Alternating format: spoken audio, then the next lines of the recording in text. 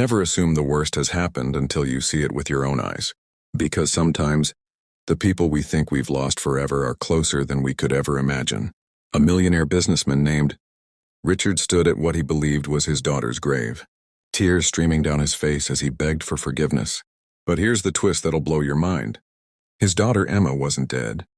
She was standing right there in the cemetery, hidden behind a tree, watching her father fall apart. And the reason she faked her own death? Well, that's a story that'll make you question everything you think you know about family, money, and what really matters in life. So Richard was one of those self-made success stories. Started from nothing, built a massive real estate empire, became a millionaire before he turned 40. But like so many people who chase money their whole lives, he forgot about the things that actually mattered. His daughter Emma grew up in a mansion, sure, but she barely saw her dad. He was always at another meeting, another deal, another business trip. Her birthdays? He'd send expensive gifts but rarely showed up. Her school plays, too busy. That father-daughter dance everyone talks about? Never happened. Emma had everything money could buy, but the one thing she desperately wanted was the one thing Richard never gave her. His time, his attention, his love. By the time Emma turned 23, she'd had enough. She wasn't some spoiled rich kid throwing a tantrum. She was a young woman who'd spent her entire life feeling invisible to the one person whose approval she craved most. She'd tried everything. She'd gotten top grades, thinking maybe academic success would make him proud. Nothing. She'd tried getting into trouble, thinking maybe that would get his attention. He just threw money at the problem and hired someone else to deal with it. She'd tried having honest conversations about how she felt. He'd nod, promise to change, and then nothing would actually change. That's when Emma came up with a plan that sounds absolutely insane. But when you understand the pain she was in, it starts to make a twisted kind of sense. She decided to fake her own death. Not to hurt him, but to see if he actually cared. To see if anything could break through that wall of indifference he'd built around himself. She worked with her best friend Sarah to stage a car accident. They found a remote location, left her car near a cliff edge, scattered some of her belongings around, and made it look like she'd gone over. Sarah made the call to the police, acting panicked and scared. When Richard got the news, something inside him shattered. For the first time in decades, money couldn't fix his problem. He couldn't negotiate with death. He couldn't make a deal to bring his daughter back. And suddenly, all those missed moments came flooding back to him like a tidal wave of regret. Every birthday he'd missed, every time he'd chosen a business dinner over a family meal, every time he'd said, "Not now, sweetheart," when she'd wanted to talk, it all hit him at once, and the weight of it was crushing. The funeral was small. Richard had always thought he'd want something grand and impressive. But when it came down to it, he couldn't bear the thought of turning his daughter's death into some kind of social event. It was just him, a few close family members, and the unbearable silence of his own guilt. He had a headstone made. Expensive, of course, because that's all he knew how to do. Throw money at things. But this time the money felt meaningless, cold, empty. For weeks after the funeral, Richard visited that grave every single day. Rain or shine, he was there. He'd talk to the headstone like Emma could hear him. He'd apologize for all the times he wasn't there. He'd tell her about his day, something he'd never done when she was alive.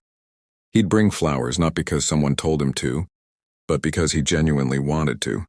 This broken man who'd spent his whole life building an empire would sit in the dirt next to his daughter's grave and cry like a child. Meanwhile, Emma was watching. Not every day, but often enough to see the transformation happening in her father. She'd hide behind trees or sit in her car at a distance, watching through binoculars. And what she saw started to mess with her head. This wasn't the cold, distant businessman she'd known her whole life. This was a man completely destroyed by grief. She'd wanted him to care, yes, but seeing him like this, it was almost too much.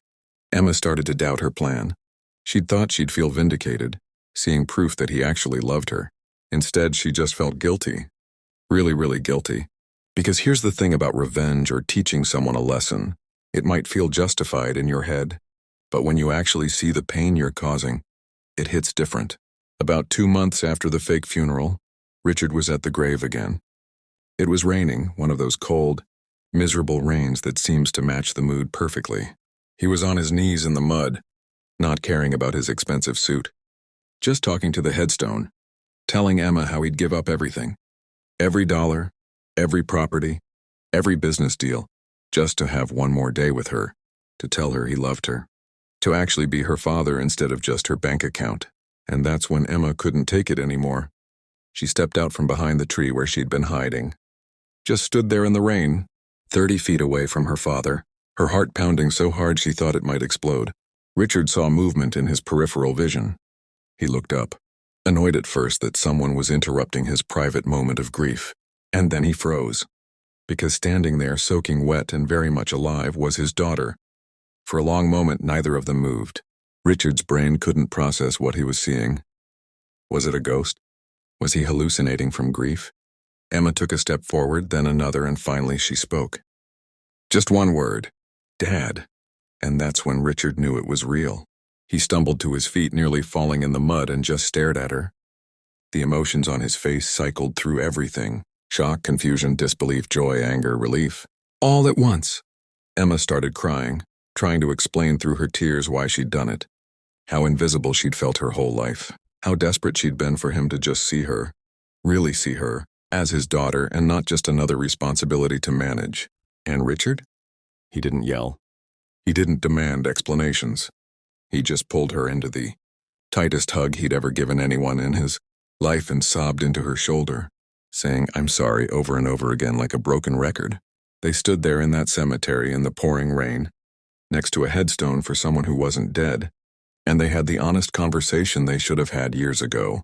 Richard admitted he'd been a terrible father, that he'd prioritized all the wrong things, that he'd thought providing financially was the same as providing emotionally, and he'd been so wrong. Emma admitted that faking her death was extreme and cruel, and that she'd almost broken both of them with her plan. But here's the thing that makes this story worth telling. They both changed, like actually changed. Richard sold off a huge portion of his business. Not all of it, but enough that he could step back and actually have a life outside of work. He and Emma started having dinner together 3 times a week. No phones, no distractions, just father and daughter actually connecting. He learned about her dreams, her fears, her favorite music, all the things he'd been too busy to notice before. Emma learned something too, that sometimes people don't know. They're failing until the consequences hit them in the face. Her dad hadn't been distant because he didn't love her. He'd been distant because he'd convinced himself that success and provision were how you showed love. He was wrong, absolutely, but he genuinely hadn't understood the damage he was causing until it was almost too late. They had the headstone removed, obviously.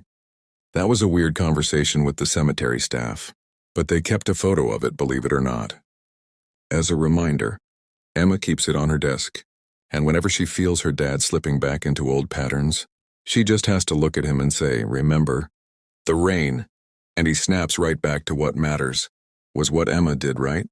Honestly, probably not. Faking your own death is extreme, potentially illegal, and definitely traumatic for everyone involved. But did it work? Yeah, in a twisted way it did. Sometimes people need to lose everything to realize what they had. Richard had to believe his daughter was gone forever to understand what she'd meant to him when she was alive. The lesson here isn't to fake your own death if your parents aren't paying attention to you. Please don't do that. But it is a reminder that time is the one thing you can never get back. Money comes and goes, jobs change, businesses rise and fall. But the moments you miss with the people you love, those are gone forever, and you never know when the last moment might actually be the last moment. So maybe stop treating the people you love like they'll always be there waiting for you to finally have time for them. If this story hit you in a way that made you think about your own relationships, you know what to do next.